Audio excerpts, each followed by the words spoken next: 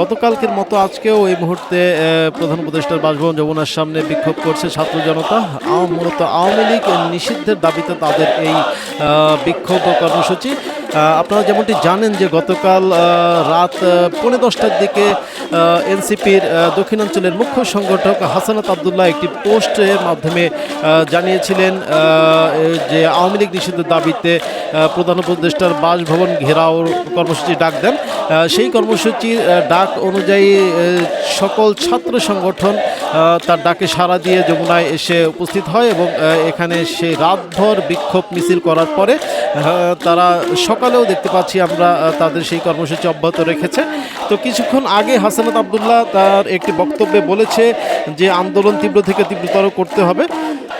তাদের এই কর্মসূচির ধারাবাহিকতায় কাল রাত 2টার দিকে নাহিদ ইসলাম এনসিপির আহ্বায়ক তিনি তার দলের কিছু নেতাকর্মীকে নিয়ে সেই উপদেষ্টা বাসভবনের সামনে এসে উপস্থিত হন।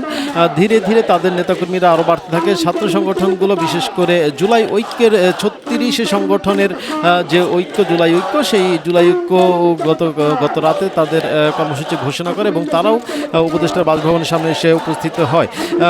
আজ সকালে আমরা দেখতে পেয়েছি জামাত ইসলামের ছাত্র সংগঠন ছাত্র শিবির তারাও এই আন্দোলনের সাথে ঐক্যমত্য প্রকাশ করে তারাও এসে এখানে উপস্থিত হয়। কিছুক্ষণ আগেও হাসানাত আবদুল্লাহ তার বক্তব্যে আজ বাদ জুম্মা আন্দোলন আরও তীব্রতর করার ঘোষণা দেন এবং দেশের সকল জনগণকে তিনি এই আন্দোলনে অংশগ্রহণের আহ্বান জানান। কিছুক্ষণ আগে ইনকলাব মঞ্চের মুখপাত্র হাদি তিনি বিএনপিকেও এই আন্দোলনে এই বিক্ষোভে অংশগ্রহণের আহ্বান জানিয়েছেন।